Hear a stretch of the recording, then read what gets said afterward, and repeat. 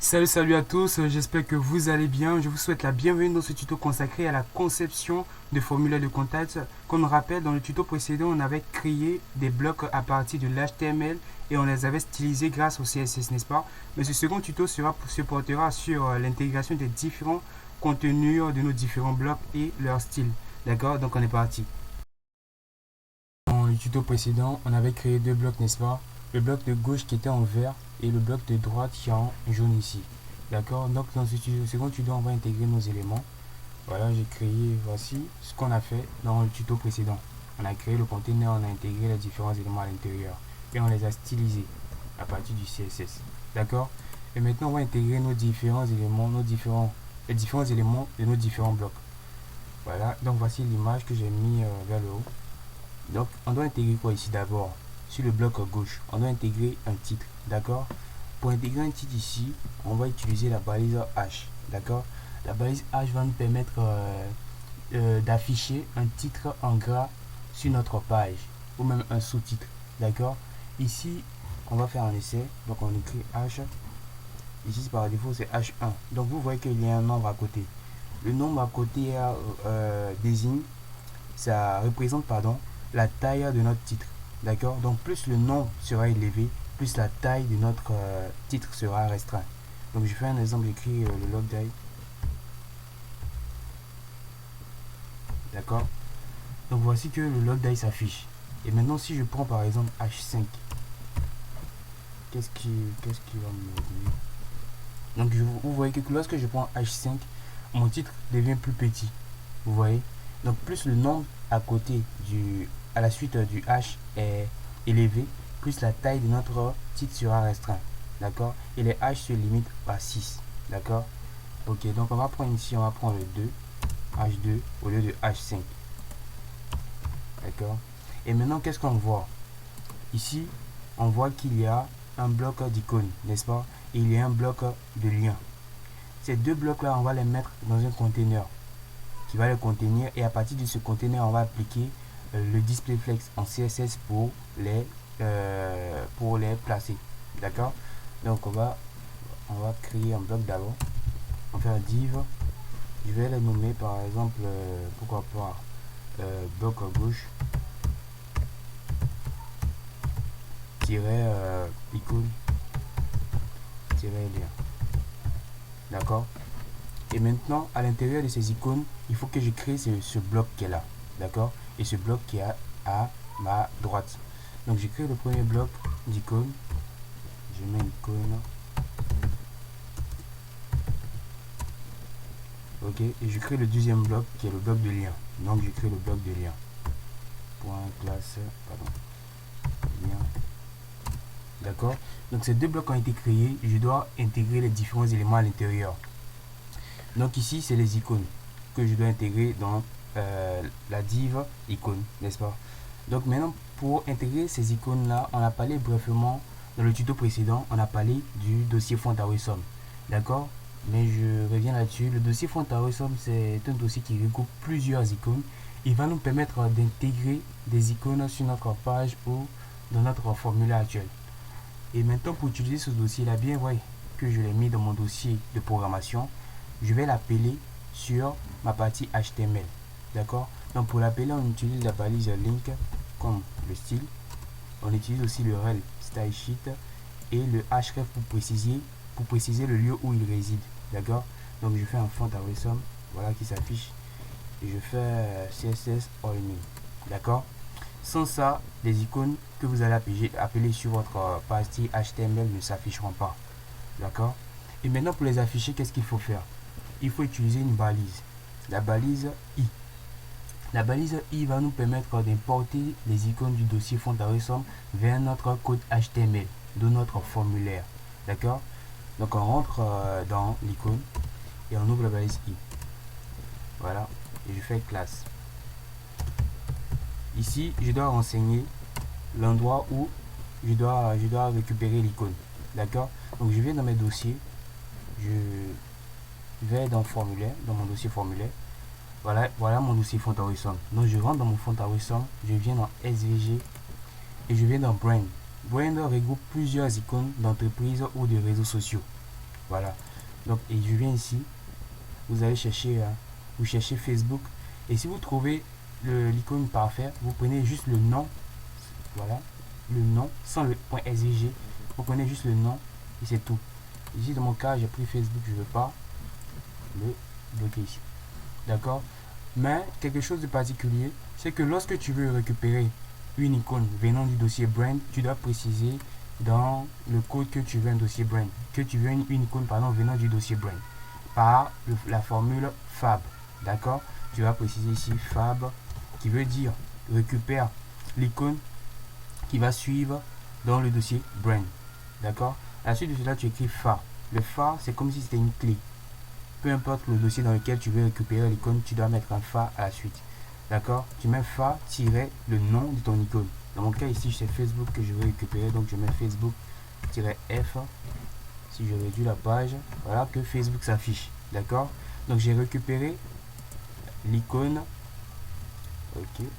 J'ai récupéré l'icône Facebook du dossier brand. D'accord? Et je vais récupérer aussi pour les autres icônes. Ok, je réduis. Je vais récupérer pour les autres icônes. Donc je fais classe fab espace fa Twitter. D'accord? Twitter s'affiche. Ok, donc il y a classe fab espace fa Google plus G. Donc il y a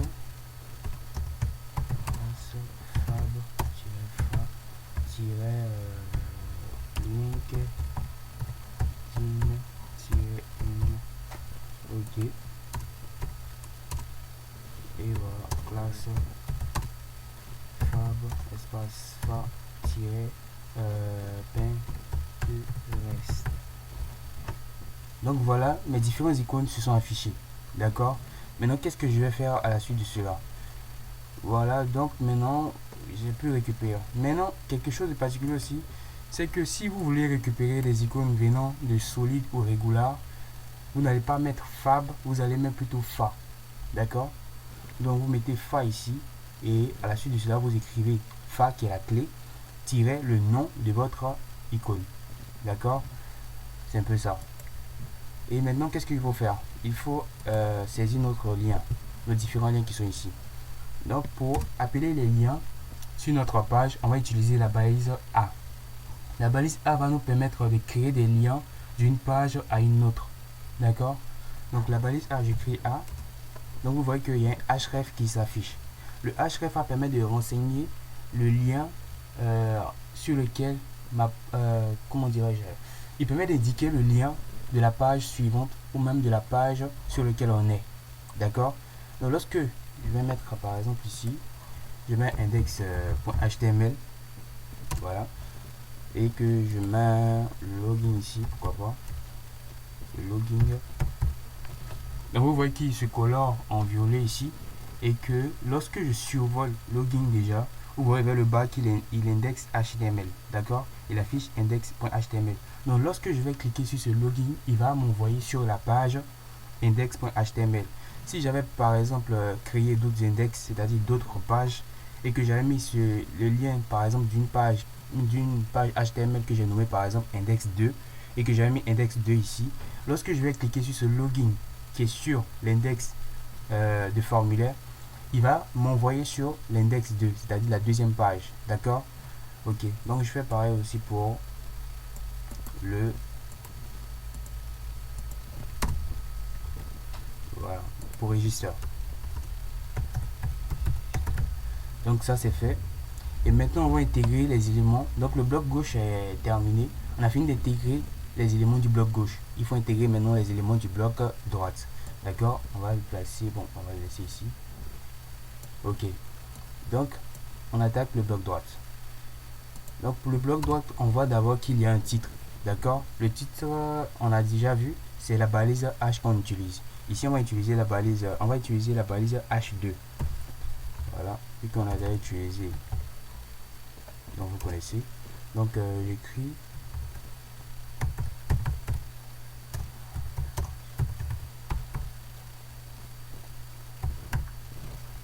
Donc voilà que c'est parfait.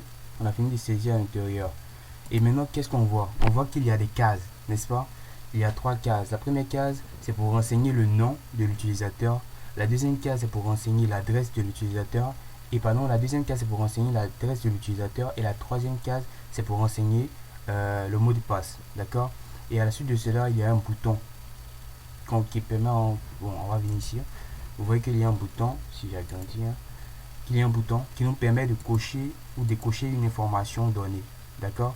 Et à la suite de cela, à la fin, pardon, il y a le bouton register qui va nous permettre d'envoyer le formulaire dans notre base de données ou de passer à la page suivante. D'accord? Donc on va réduire là. Et maintenant, on va créer ces différentes cases. Pour créer les différentes cases à l'intérieur de ce formulaire, on va utiliser la balise input. La balise input va nous permettre d'afficher différents éléments d'un formulaire. Donc par exemple ici j'ai affiché donc ici par exemple il y a la case full name qui me permet de juste renseigner le nom. Il y a la case adresse qui me permet de juste renseigner l'adresse, et password qui me permet de renseigner juste le password. Donc voilà, chacun est spécifique dans son domaine. D'accord? Donc on va ouvrir la balise input, et vous voyez qu'ici ils ont précisé le type. D'accord? Ils ont précisé le type test. Il y a plusieurs types. Si je réduis et que je fais ça, donc vous voyez qu'il y a plusieurs types. Il y a le type image, email, il y a le type file qui permet de récupérer un fichier, il y a le type color checkbox qui permet de décocher une case, il y a le type bouton aussi. Voilà, mais dans notre cas ici on va utiliser plutôt le password, le test avec l'email. D'accord? Donc en premier lieu on va utiliser le test. Hop là. Donc il a créé bien le test, voilà ici. Donc il va nous permettre de renseigner le nom. Mais vous voyez ici que par défaut, il y a un nom à l'intérieur de cette case. Donc je vais agrandir pour dire sur la repage. Il y a un nom à l'intérieur, c'est-à-dire quelque chose qui est un peu grise, pas trop visible à l'intérieur de cette case par défaut. Et lorsque je viens saisir à l'intérieur, il disparaît. En fait, ce petit test là nous permet d'indiquer à l'utilisateur ce qu'il doit saisir à l'intérieur de cette case. D'accord? Voilà que voilà. Bon, pour faire cela, on utilise la propriété placeholder. D'accord? Dans l'input. Donc on utilise placeholder pour saisir à l'intérieur d'une case par défaut. Placeholder. Donc voilà, si je fais ça,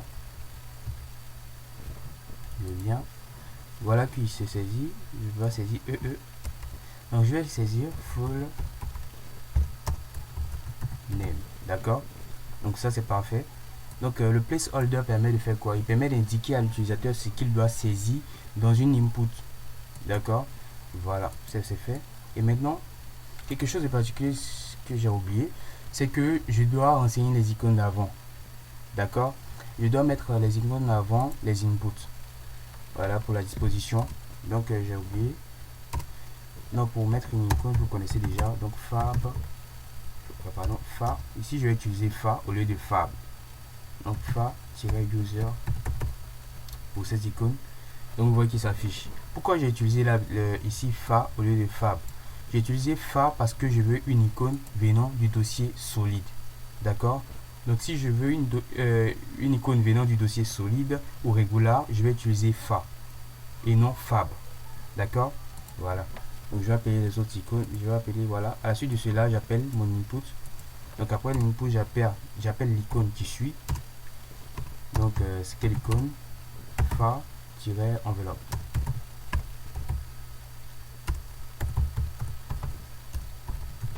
D'accord? Voilà, mon enveloppe s'affiche. Et à la suite de cela, j'appelle son input. Hop là.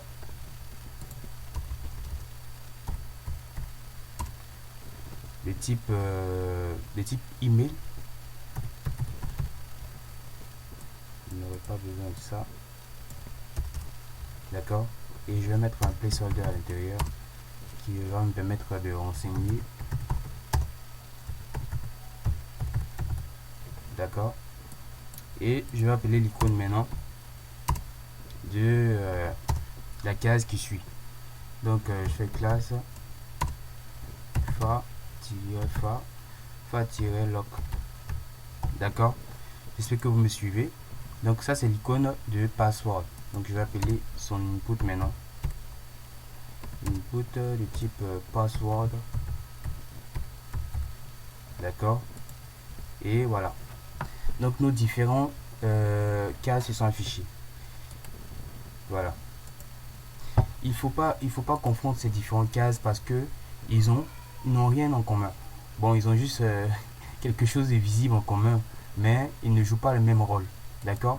Par exemple, le full name ici, il est spécifique. Il est là juste pour renseigner le nom de l'utilisateur. Tandis que cette case, pardon, l'email ici, permet de renseigner l'adresse. Vous verrez que lorsque je vais saisir à l'intérieur et que je survole, voilà, il me demande d'inclure arrobase. Donc, il est là juste pour les adresses email. D'accord. Il faut faire une grande différence entre ces différentes cases. Et ça, c'est pour renseigner juste le mot de passe. Donc, lorsque je vais saisir à l'intérieur de cette case, il va afficher les éléments en pointillé pour me dire que c'est bien évidemment une case pour renseigner le mot de passe. Donc, voilà. Voilà. Donc, ça, c'est fait. Je n'ai pas saisi à l'intérieur à partir du placeholder. Donc, je fais ça. Password. Donc, ça, c'est fait. Et maintenant, à la suite de cela, qu'est-ce qu'il faut faire? Il faut afficher ce bouton-là. Pour afficher ce bouton, il faut utiliser l'input aussi, mais de type différent, qui est de type checkbox. D'accord. Et voilà, il s'affiche. Donc je vais cocher, décocher, cocher, décocher. Et maintenant, le test à la droite de ce bouton-là, je vais utiliser une balise spécifique qui est dans le formulaire. Voilà, qu'on utilise généralement, qui est le label. D'accord. Le label ici permet d'indiquer à quoi sert une input à l'utilisateur. D'accord. Il va me permettre d'indiquer à quoi sert ce bouton là. Donc ici il me permet d'indiquer le label ici permet d'indiquer à l'utilisateur qu'il doit cocher cette information là. D'accord. Donc c'est un peu ça. Donc je vais écrire à la suite de cela, je vais écrire label. Voilà. Label, je vais supprimer le for là. Et je vais saisir à l'intérieur. I agree. Ok.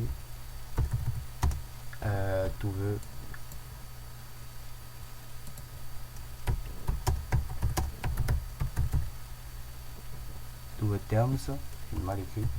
Ok, off service. D'accord. Donc ça c'est fait. Ok. Maintenant à la suite de cela, qu'est-ce qu'il y a? Il y a un bouton. On voit qu'il y a un bouton, n'est-ce pas? Le bouton aussi, on utilise de l'input pour l'afficher. On utilise la balise input, mais de type différent, qui est l'input de type submit. Donc on met submit. Voilà.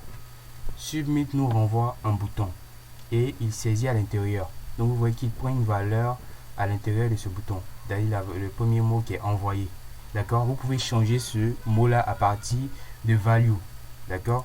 Donc value ici va nous permettre de modifier la valeur à l'intérieur de ce bouton par défaut. Donc je mets value et j'écris ce que je veux. Je mets n'importe quoi. Voilà, vous allez voir qu'il s'affiche. Mais dans le cas je vais mettre ça, je vais mettre register. Register. Et voilà. Donc c'est parfait. On a fini d'intégrer nos éléments. Et maintenant qu'est-ce qu'il faut faire? Il faut les styliser. Voilà, donc c'est parfait. C'est parfait pour cette première étape. Donc maintenant qu'on a fini d'intégrer nos différents éléments, on va les styliser. D'accord. Donc on va les styliser à partir du CSS bien évidemment. D'accord. Donc on commence par le bloc gauche. Voici ce qu'on vient de faire. Voilà. On va les styliser à partir de là. D'accord. Mais on va commencer par la couleur de body, la couleur de fond. Le body ici, il a une couleur différente de celle-ci. D'accord. On va changer cette couleur là. On va partir sur l'origine, le formulaire original. Si vous voulez par exemple récupérer une information sur une page web ou récupérer le CSS ou l'HTML, vous pouvez faire un clic droit sur l'élément recherché. Vous faites inspecter. D'accord. Bon, ici c'est la couleur du body que je veux, donc je clique dessus, je fais un clic droit et je fais inspecter. Vous allez voir que à votre droite vous allez voir le style et à votre gauche vous verrez l'HTML, le code HTML de la page. D'accord. Et voici le style de ce que j'ai cliqué. Donc moi ce qui m'intéresse ici c'est la couleur de fond, donc je récupère juste la couleur de fond et voilà. Donc je vais partir l'éjecter dans mon CSS. Voilà. Donc vous voyez qu'il prend directement la couleur du body et pardon du formulaire original. D'accord. Donc cela étant dit, on va passer au bloc gauche. D'accord. On va intégrer l'image de l'ordinateur à l'extérieur du bloc à gauche. Comment introduire une image? Il y a deux manières d'introduire une image. On peut passer par une balise en HTML appelée le IMG, ou on peut passer par le CSS. D'accord. Dans le CSS on utilise le background. Donc vous voyez que le background joue plusieurs rôles. Il permet de mettre une couleur de fond ou même une image sur une page. D'accord. Donc on va faire un background par color. On va faire 2.center / cover no repeat. Et à la suite de cela on fait un URL. URL c'est pour récupérer le lieu où réside l'image. D'accord. Ici moi j'ai créé, si vous voulez je vais rentrer, voici mon dossier formulaire. J'ai créé un dossier IMG dans lequel j'ai mis mon image. D'accord. Donc c'est à partir de ce dossier là que je vais récupérer mon image. Donc je vais mettre le lien où le dossier où réside mon image. Je mets IMG et je mets slash le nom de mon image. Ok. Donc vous allez voir qu'il va s'afficher. Voilà. Et maintenant si on regarde, vous verrez une différence. C'est que la couleur, c'est-à-dire l'image qui est sur le formulaire original est assombrie par rapport à notre image actuelle. D'accord. Donc je vais faire un clic droit aussi pour inspecter. Vous allez voir. Donc vous voyez ici que c'est pas ça qu'il a récupéré. Vous voyez qu'ici, bien on voit qu'on a utilisé ici, ils ont utilisé le center que je rentre ici. Attends. Vous voyez que ici ils ont utilisé j'ai utilisé le center cover no repeat, mais avant ça j'utilise un linear gradient. Le linear gradient permet d'ajouter une couleur assombrie à une image. D'accord. Donc on va récupérer le linear gradient pour faciliter la tâche.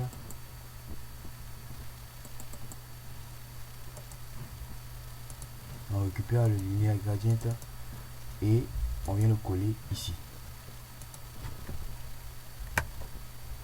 Et on met une virgule. Il ne faut jamais oublier la virgule. Donc vous allez voir que voilà, mon image s'assombrit maintenant. C'est assombri. Donc voilà, c'est parfait. Et maintenant, on va centrer les éléments à l'intérieur de ce bloc gauche. D'accord, en utilisant le display flex, bien évidemment. Donc je fais le display flex. Je fais justify content center pour centrer l'élément horizontalement. Je fais aller items pour centrer l'élément verticalement. Et maintenant qu'est-ce que je fais? Quelque chose de particulier. Vous voyez sur cette image là, il y a mon bloc d'icône et mon bloc de lien qui est vers le bas. Et vous voyez aussi que le lien, c'est-à-dire pardon le titre, est vers le haut. Donc les éléments ici sont en colonne. Si je veux mettre en colonne, ici ils ne sont pas en colonne, ils sont horizontalement placés. Si je veux les mettre en colonne, il y a une propriété en CSS spécifique au display, bien évidemment, qui est le flex direction. Le flex direction colonne va me permettre de mettre mes éléments en colonne. Donc je fais un flex direction et je mets une colonne. D'accord. Vous allez voir. Donc vous voyez que ils se sont disposés en colonne. D'accord. C'est parfait. Et maintenant qu'est-ce que je vais faire? Je vais styliser mon titre. D'accord. Je fais bloc gauche. Bloc gauche. Et je précise que je veux H2. Je fais un accolade. Et qu'est-ce que je vais faire? Je vais d'abord lui donner une taille. D'accord. Ici, si vous voulez donner une taille à un titre ou un test quelconque, vous pouvez utiliser la propriété font size. Font size permet d'augmenter la taille d'un titre ou d'un test. Donc je fais font size par exemple de 55 pixels, pourquoi pas. Vous allez voir. Vous voyez que il augmente en taille. D'accord. Et ici je vais utiliser 55 pixels, je vais utiliser 23. Voilà. je vais lui donner une couleur. Pour donner une couleur à un élément, c'est la propriété color qu'on utilise. Voilà, donc faites une grande différence entre color et background color. Background ici lui donne une couleur de fond, tandis que color lui donne une couleur à un élément. Il ne donne pas une couleur de fond, d'accord. Donc je fais color, je vais lui donner white, je vais du blanc. Voilà. Maintenant après ça, qu'est-ce que je vais faire? Je vais grincer la police de ce titre, d'accord. Pour grincer une police ici, ou bien pour rendre une police, la police d'un titre ou d'un texte quelconque plus attirant ou bien plus joli, je vais utiliser la propriété font family. Donc font family va me permettre de grincer la police d'un texte ou d'un mot sans serif. Vous allez voir que il va devenir plus joli. Voilà. Et maintenant, qu'est-ce que je vais faire? Vous voyez que sur l'image, l'élément est décalé vers la gauche, n'est-ce pas? Ici, je vais utiliser une propriété encore pour le déplacer, qui est la propriété position. Position plus précisément relative. Donc si je fais position relative permet de déplacer un élément relativement à sa position. D'accord. Il utilise à partir des instruments bien sûr, comme le right, le left, le top, le bottom. Le right permet de déplacer l'élément vers la gauche, le left permet de déplacer vers la droite, le top déplace vers le bas et le bottom vers le haut. Donc si je viens ici, que je sais que je fais un right, bien évidemment, si je fais un right de 50 pixels, qu'est-ce qu'il va faire? Il va déplacer l'élément vers la gauche, d'accord. Mais si je mets un left qui veut dire gauche en anglais, si je mets un left, vous voyez aussi qu'il déplace l'élément vers la droite. Donc c'est comme s'il ajoutait une marge vers la gauche pour pousser l'élément vers la droite, d'accord. Donc vous pouvez, voilà, si je mets un top, voilà, il descend vers le bas. Comme si je mets bottom aussi, vous allez voir, il va le mettre vers le haut. Voilà. Ici, c'est pas ça qui nous intéresse, c'est le right qui nous intéresse. Donc on met un right. Et ça, ici, je vais mettre 180 pixels. D'accord. Voilà. Donc c'est parfait. Et qu'est-ce qu'il faut faire encore? Voilà, on va attaquer le bloc des icônes là. Donc ici, on voit pas parce que j'ai réduit ma page. Donc vous voyez que il a pris la même largeur. Il reste juste la hauteur. D'accord. Donc on va attaquer le bloc des icônes et des liens. Le bloc qui regroupe ces icônes là. On va l'appeler. Je lui ai donné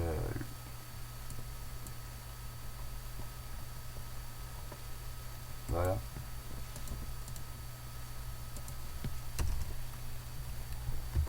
Donc on fait ça. Voilà. Et maintenant qu'est-ce qu'il faut faire? Il faut lui donner une hauteur d'abord. Une hauteur de 400 pixels. Après cette hauteur là, on va lui donner une couleur de fond pour qu'il soit visible. Donc une couleur, disons, pourquoi pas, bon, aqua, qu'on connaît. Et qu'est-ce qu'il faut faire? Il faut lui donner une largeur. Il doit prendre la largeur de son parent. Donc si je veux qu'il prenne la largeur de son parent ici, je vais lui donner une largeur de 100%. D'accord. Donc si je fais 100%, vous allez voir qu'il va prendre automatiquement la largeur de son parent. D'accord. Et voilà. Maintenant vous voyez que par rapport au bas, il laisse de l'espace vers le bas. D'accord. Donc je vais utiliser la propriété margin pour qu'il descende vers le bas. Donc si je fais un margin top, ça veut dire que marge de haut. Donc je fais un margin top disons de 50 pixels, il va descendre vers le bas pour fermer ce trou. D'accord, c'est parfait. Et maintenant je vais bien disposer les éléments à l'intérieur de ce bloc là. Donc j'utilise le display encore, le display flex. Je vais faire un justify compte, non pas align items, et je vais faire un center. Voilà, donc c'est parfait. Et je vais mettre de l'espace entre mes éléments. Et une propriété aussi en display qui permet de mettre de l'espace entre les deux blocs. C'est-à-dire le bloc d'icône qui est là et le bloc de lien qui est là. D'accord.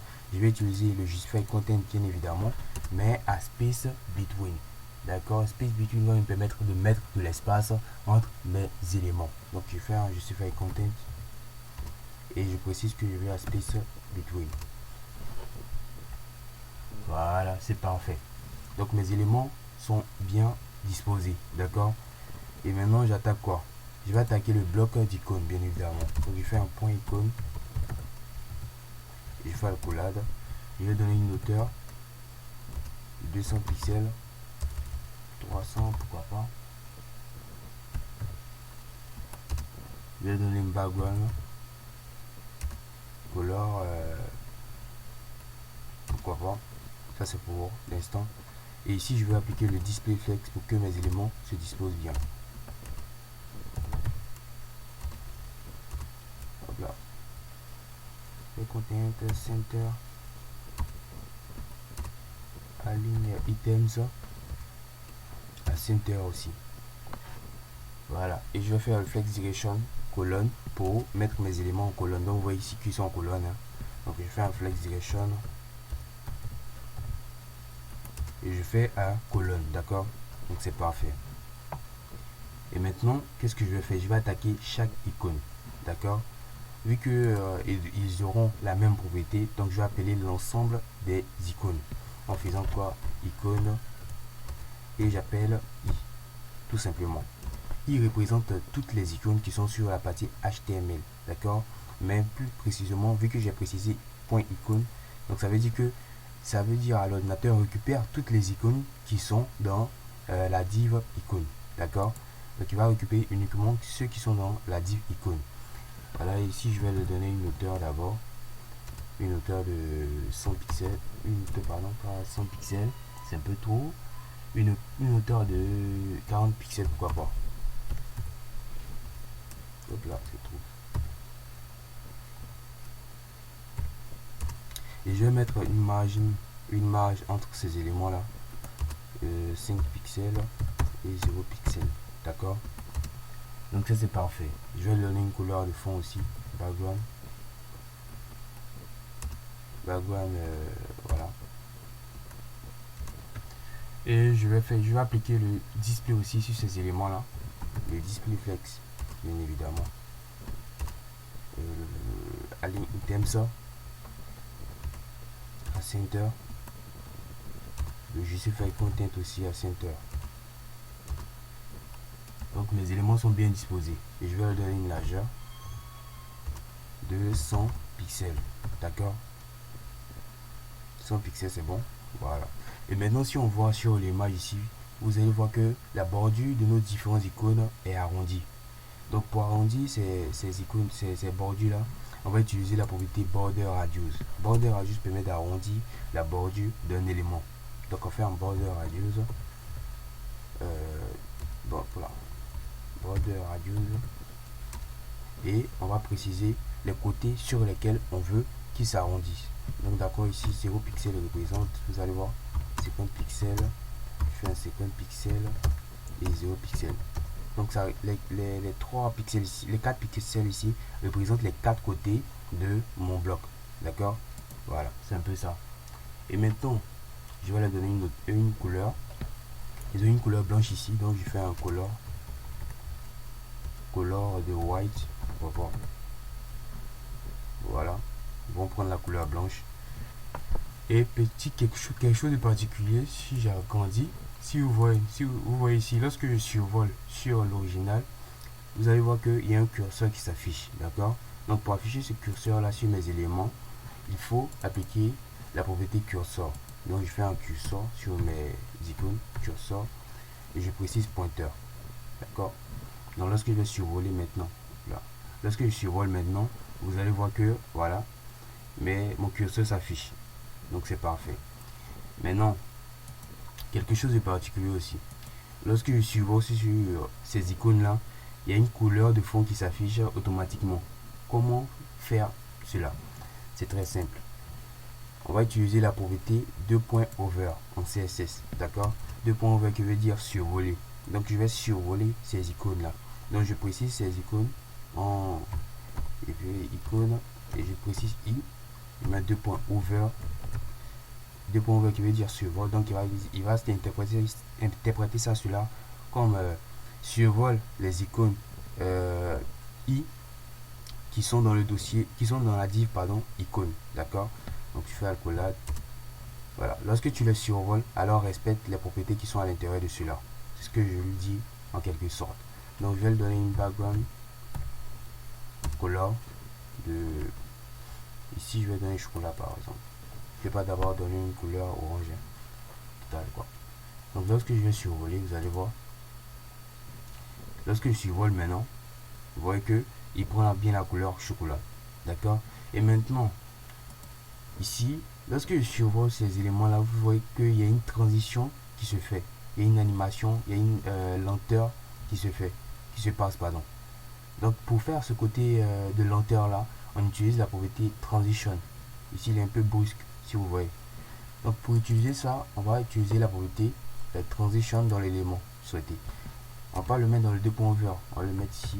Donc transition. Et je mets, il est en seconde, donc je mets 2.5 secondes. Vous allez voir. Et maintenant lorsque je vais survoler, il va prendre la couleur en lenteur. D'accord. C'est parfait. Donc voilà, on va attaquer nos différents liens. Ok. On va attaquer nos différents liens. On met un point lien pour récupérer tous les liens. Et on fait le collage. On nous donne une hauteur, disons de 200 pixels. Voilà. Un background aussi, une couleur de fond. Pourquoi pas, je sais pas, vert. Voilà, chartreuse. Et maintenant, je vais appliquer mes display flex. D'accord. Display flex pour que mes éléments à l'intérieur de ce bloc là soient bien rangés. Donc justify content, center, aligne items, à center aussi. Et je vais faire un flex direction pour mettre mes éléments en colonne. D'accord. Voilà, c'est parfait. Et maintenant, je vais faire monter ce bloc là vers le haut. Donc vous voyez ici que les différents liens sont un peu plus haut que les différents que le bloc d'icône, n'est-ce pas? Donc on va utiliser la propriété margin, mais plus précisément margin bottom, c'est-à-dire on veut une marge vers le bas pour faire monter notre élément. 180 pixels. Voilà. Donc ça c'est parfait. Voilà. Donc maintenant on va attaquer les différents liens à l'intérieur de ce bloc là. Donc je fais un lien, je récupère tous les liens à partir de A. Je vais mettre une marge entre ces éléments là, margin tout simplement, 5 pixels et 0 pixels. Je vais leur donner une couleur de fond qui est background color, je dirais ouais, bleu quoi. Je vais leur donner une hauteur de 40 pixels, une largeur aussi de 120 pixels. Et voilà. Et maintenant, qu'est-ce que je vais faire? Je vais appliquer le display flex pour ranger mes éléments à l'intérieur de ce bloc. Donc display flex, justify content, à center, aligne items, à center. D'accord. Voilà. Donc c'est parfait. Et maintenant, je vais changer la couleur de ces éléments en mettant un couleur white, pour mettre la couleur blanche. Et je vais changer le grincement, le grinçage pardon, de la police en utilisant le font family bien évidemment. Font family sans serif. Et je vais augmenter leur taille à partir du font size. Un font size disons de 13 pixels. Voilà, c'est parfait. Et maintenant vous voyez par défaut que un lien, les liens, quand vous appelez un lien, il y a par défaut des traits qui s'affichent envers le bas du lien. D'accord. Pour retirer ces traits là, on utilise la propriété test decoration. D'accord. Et vous précisez à none. None veut dire rien. Donc si je fais test decoration à none, il va retirer automatiquement ces traits là. Donc voilà. Donc c'est parfait. Donc nos éléments sont bien disposés. Donc on va arrondir les côtés de ces blocs là en utilisant quoi, le border radius. Donc je fais 0 pixels, non 50 pixels ici, 0 pixels, 0 pixels, 50 pixels, 50 pixels et 0 pixels. D'accord. Donc vous allez voir, voilà, hop là, je crois que j'ai fait l'inverse, hein. Voilà, c'était 50 pixels, 0 pixels, 0 pixels, 0 pixels et 50 pixels maintenant. Donc c'est parfait. Donc nos éléments sont bien disposés maintenant. Il faut retirer ces différentes couleurs qu'on a mises sur les backgrounds. Donc pour retirer ces éléments, je vais faire un clic droit encore sur ce que je veux. Bon, sur ma page, sur mon formulaire actuel, je fais un clic droit sur la couleur, par exemple à quoi, et je viens vers la droite, c'est-à-dire la droite qui représente mon code CSS de l'élément que j'ai cliqué. Donc j'ai cliqué sur ça, donc je veux ça. Donc je vais prendre la couleur là, je clique dessus et vous verrez une barre de couleur vers le bas. Donc si vous voulez que cette couleur soit transparente, vous réduisez la couleur tout simplement. Donc je veux la couleur en transparent, je veux plus qu'il soit visible, donc je vais à 0. Donc il n'est plus visible là maintenant. Et maintenant je vais faire pareil pour ces différents éléments là. Pour ça aussi je fais pareil, je vais le mettre en transparence. Et je fais aussi pareil pour ce bloc là. D'accord, je le mets en transparent. Donc ça c'est parfait. Et maintenant je vais leur attribuer leur couleur normale. Par exemple les icônes. Je vais leur donner les couleurs de transparence qui est, voilà, ils sont en noir, main transparent. D'accord, voilà, c'est parfait. Je vais donner la même propriété, voilà, à nos différents. Donc je viens là. Donc lorsque je survole maintenant, il affiche l'orange automatiquement. Et maintenant je vais donner cette même propriété là à nos différents liens. Je récupère, hop là, je récupère ce code là et je viens ici, je clique sur ça, je vais leur donner cette couleur là, cette couleur de transparence. Voilà, donc c'est parfait. Et maintenant je vais sauvegarder. Donc vous copiez ce code là, vous partez l'injecter dans votre code, dans le code qui est dans l'éditeur de test. D'accord, sinon ça va pas fonctionner. Donc vous copiez, vous faire un copier-coller.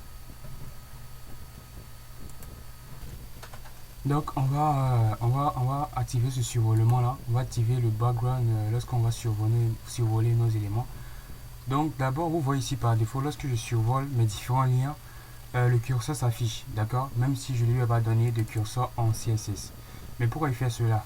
C'est parce que les liens par défaut, quand vous utilisez des liens par défaut, ils appliquent des curseurs par défaut.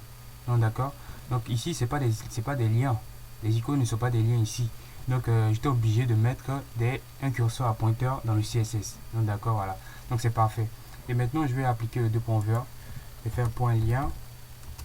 Je fais A, deux points over pour que je survole toutes mes icônes et toutes mes liens, pardon. Et je vais appliquer le background color. Je vais récupérer cette couleur là. Hop là. La couleur que j'ai mis sur les icônes. Je vais la coller.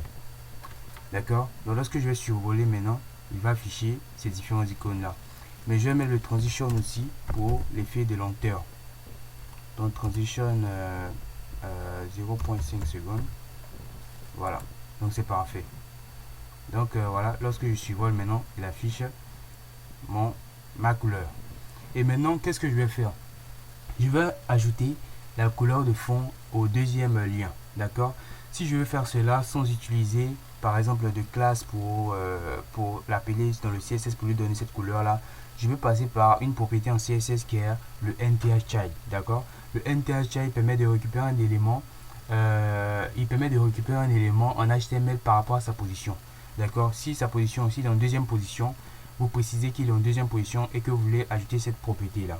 D'accord. Ici mon lien ici est en deuxième position. D'accord. Donc c'est le registre que je veux récupérer. Donc je vais préciser que je veux tous les liens d'abord. Je veux tous les liens. Précise A. Et je fais un 2.nthchild pour plus préciser le lien que je veux. Donc d'accord. Je veux le deuxième lien, donc je mets 2. Et je fais accolade. Et je lui donne les propriétés qu'il faut. Donc je vais lui donner le background ici. Color. Et je lui donne la même couleur. Donc ça c'est parfait. Il va prendre la même couleur. Donc voilà. Donc voilà, c'est un peu ça. Le bloc gauche est terminé. On va attaquer le bloc droite. D'accord. Donc maintenant, on va styliser le bloc droite, d'accord? Donc on va commencer par changer la couleur de ce bloc là en prenant la couleur orange qui est ici. Voilà. On récupère juste la couleur. Hop là. Je vais changer la couleur là. Ah. Donc je vais changer la couleur. Voilà. Ok, donc il a pris la couleur orange. Donc maintenant je vais disposer les éléments à l'intérieur de ce bloc là. Donc je vais utiliser le display flex bien sûr. Voilà, le flex direction à colonne pour mettre mes éléments en colonne. Le align items center pour centrer mes éléments verticalement, horizontalement. Et maintenant je vais appliquer le justify content à space around.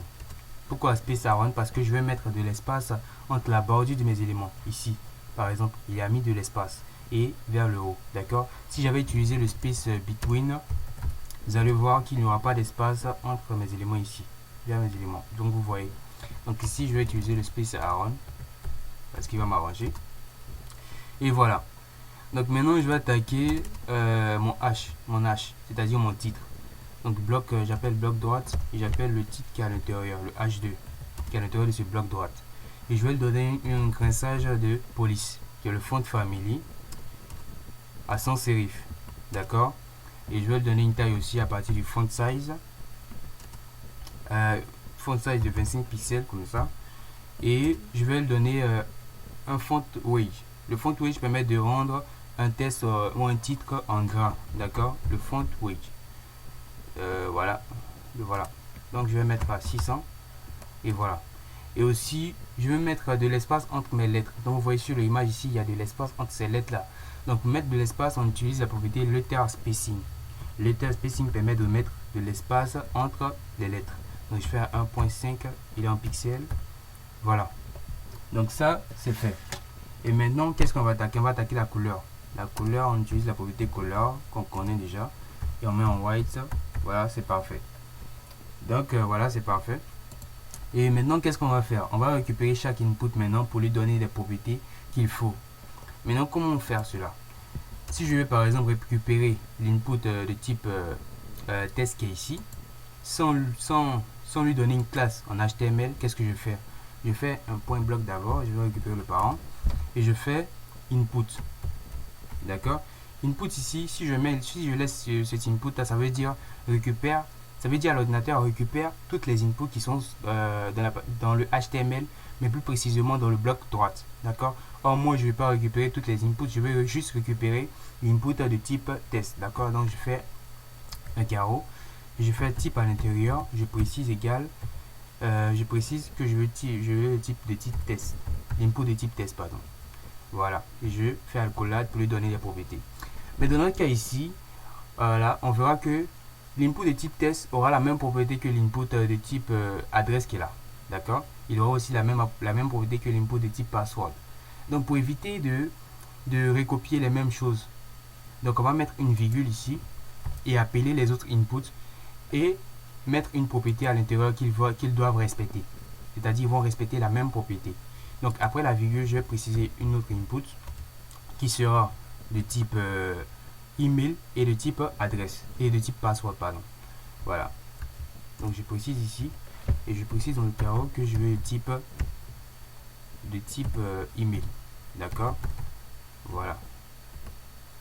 Et je mets une virgule, je mets input de type voilà, de type password. D'accord? Voilà, c'est parfait.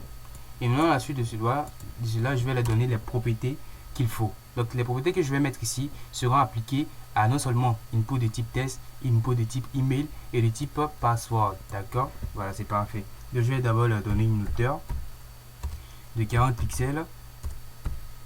Je vais leur donner une largeur aussi. Une largeur de 400 pixels. Je vais leur donner à la suite de cela un outline. Le outline ici c'est quoi? C'est la bordure qui s'affiche par défaut lors du clic. C'est-à-dire quand je clique, il y a une bordure qui s'affiche en noir par défaut. Donc si je veux retirer cela, j'applique le outline. Outline. Et je précise none. None qui veut dire rien. D'accord? Donc ça retire directement cette bordure. Donc si je clique maintenant, il ne va pas s'afficher. Voilà, c'est pour ça. Ok, maintenant on va appliquer le border radius. Je vais mettre une border radius. Je vais arrondir la bordure de mes éléments. Donc comme ici sur l'image. Donc je vais faire un border radius de 20 pixels. Voilà. Donc ça c'est parfait. Il va s'appliquer. Voilà.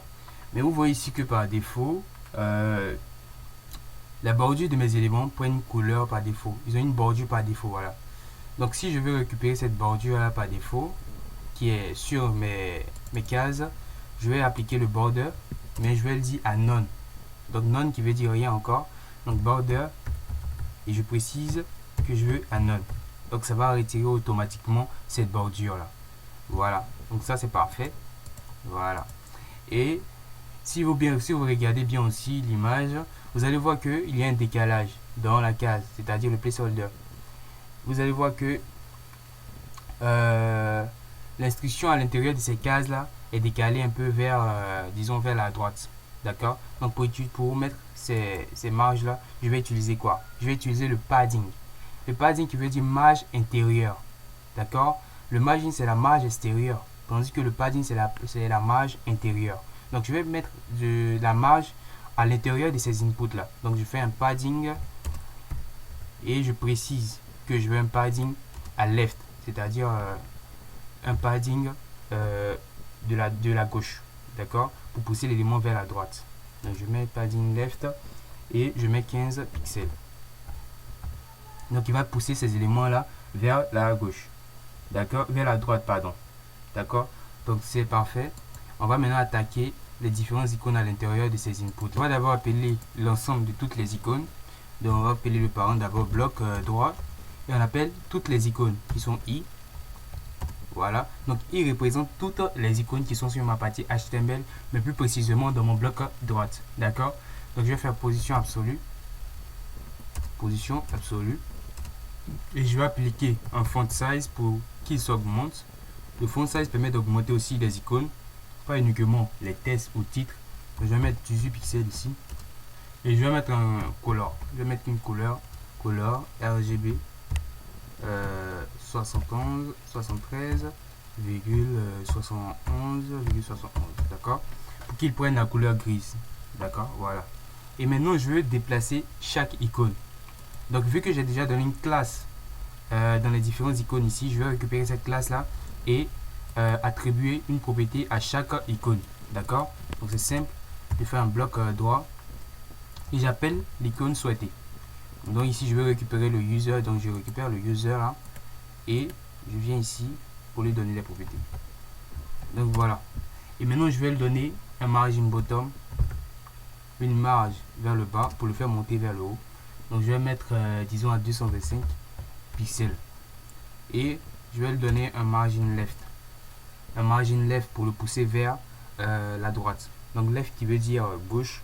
Donc tu lui donnes une marge vers la droite pour le pousser vers la gauche. D'accord. On va mettre un margin left ici. D'accord. Et on va mettre 360 pixels. Donc ça c'est fait. Donc notre icône va se déplacer vers la droite. Donc on va faire pareil aussi pour les autres icônes. On va faire pareil pour l'icône enveloppe. Tirer enveloppe.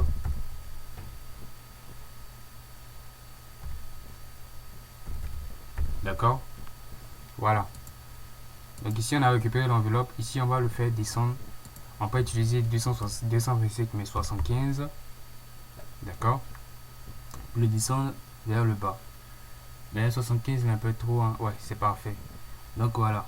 Donc on va appeler l'autre icône qui est l'icône lock pour le mot de passe. Donc on fait ça. On fait lock. Voilà.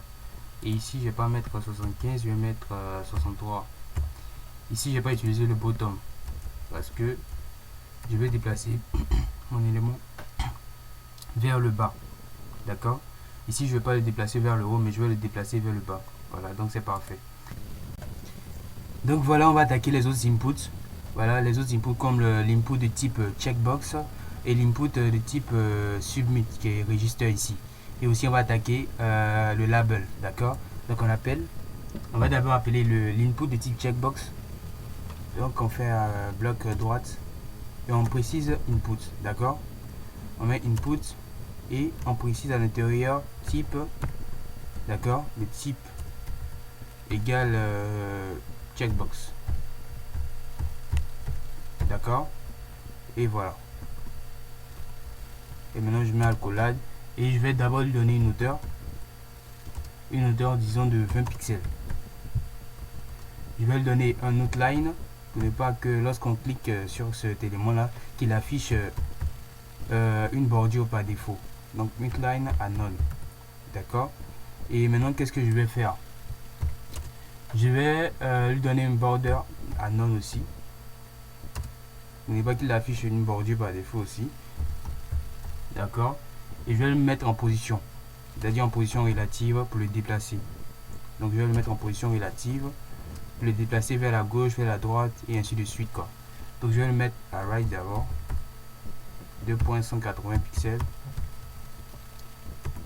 Je vais lui donner un bottom pour qu'il passe vers le bas, pour qu'il montre vers le haut, pardon. Donc je vais mettre 8 pixels, voilà. Donc c'est parfait. Donc sa position ici est identique à celle-là. Si j'agrandis la page, donc vous voyez ici, voilà. Donc c'est parfait. Je vais appeler maintenant le label, d'accord. Donc j'appelle le label, je fais un point bloc droite encore et j'appelle le label. Donc j'appelle tout court le label qui est sur la partie HTML.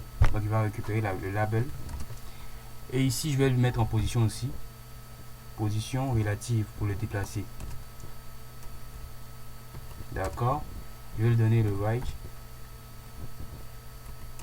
je vais lui donner un 60 pixels.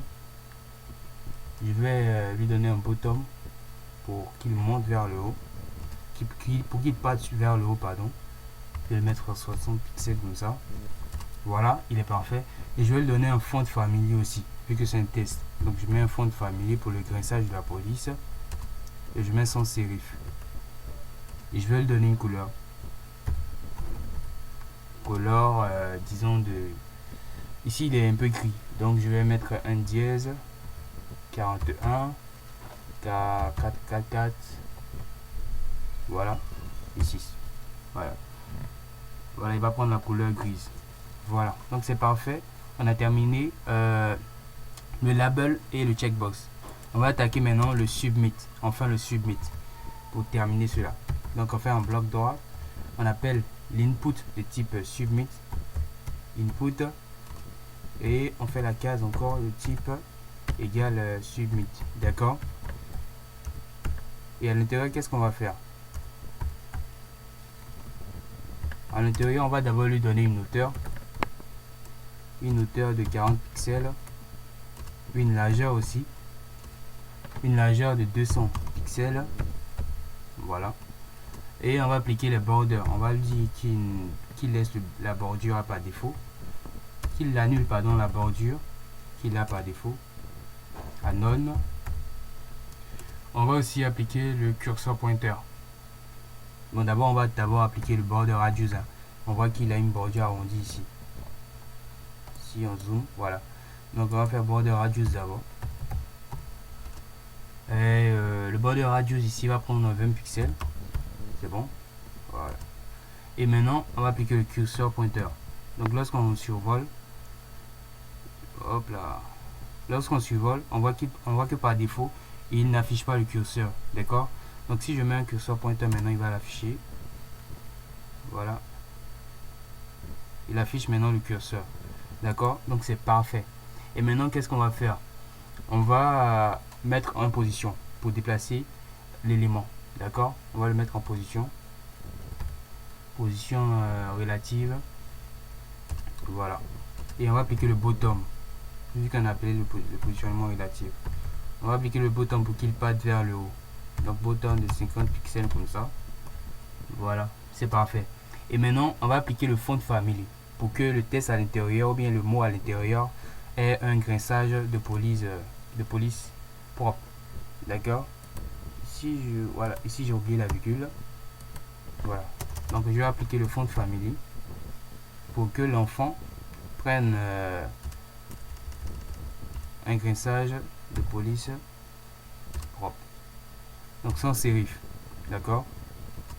Et maintenant, qu'est-ce que je vais faire? Je vais faire un font size pour augmenter le test à l'intérieur. Qui est, bon, je vais mettre 13 pixels comme ça. Ou pourquoi pas 17. D'accord. Voilà, c'est parfait. Et aussi, je vais appliquer le outline. Voilà. Le outline va me permettre d'enlever cette bordure, les bordures qui sont sur l'élément par défaut. Lorsque je clique, tu vois, non? Vous voyez que lorsque je clique, il y a une bordure qui s'affiche. Donc, ça, c'est le outline. Donc, je vais le retirer. Outline. Et je vais mettre à none. D'accord. Donc, ça, c'est parfait. Et je vais mettre une couleur. Donc, la couleur ici sera appliquée au test à l'intérieur de ce bloc-là. D'accord. Donc, je mets une couleur blanche. Donc, white. Voilà. Et aussi, je vais appliquer une transition. C'est-à-dire, non, si je mets white, ça sera plus visible. Je sais pas pourquoi j'ai mis white d'abord. Oui. Je dois changer d'abord la couleur du background. Je dois mettre un background sombre qui sera un peu grise, quoi. Donc, je vais mettre un background. Je vais mettre 45, 46, 45, 54, 46, 45, 45. D'accord. Donc, il va prendre la couleur grise. Hop là, il prend pas la couleur grise là. Pourquoi? Ça, je sais pas trop. Ok, j'ai pas mis de dièse ici, c'est pour ça. D'accord. Donc, il faut faire bien attention à votre code. Quand il y a une erreur, il ne faut pas hésiter à relire le code et à chercher cette erreur là. D'accord. Donc, voilà qui s'affiche. Mais si on vient sur notre formulaire normal, lorsqu'on survole, on va voir que il prend la couleur noire, le background noir. D'accord. Donc, on va faire cet effet là à partir du 2 points ouverts aussi. D'accord. Donc, on applique. On va venir ici. On va faire bloc droite. D'accord. Et on précise qu'on veut l'input de type submit. Donc, on va copier ça tout simplement pour ne pas à recopier. D'accord. Donc, on fait un copier-coller ici. Et maintenant, on fait un 2 points over. Donc, je fais le 2 points over. Je fais la collade. Et voilà. Et maintenant, je vais le dire de prendre une couleur noire. Donc, je fais un background color et je mets back tout simplement. D'accord. Voilà. Là, maintenant, lorsque je vais le survoler, il va afficher la couleur noire. Donc, vous voyez qu'il affiche maintenant la couleur noire. Mais il n'y a pas de transition. Donc, je vais mettre une transition ici pour que l'effet de couleur là soit en ralenti. D'accord. Donc, je mets transition. Voilà. Je mets transition à 0.5 secondes. Voilà, c'est parfait. Donc, on a terminé notre bloc droite. D'accord. Ok, c'est la fin de ce tuto. Je vous donne rendez-vous dans le prochain tuto pour le codage JavaScript. N'hésitez pas à donner vos impressions en commentaire et de vous abonner. Donc, merci et rendez-vous dans le prochain tuto.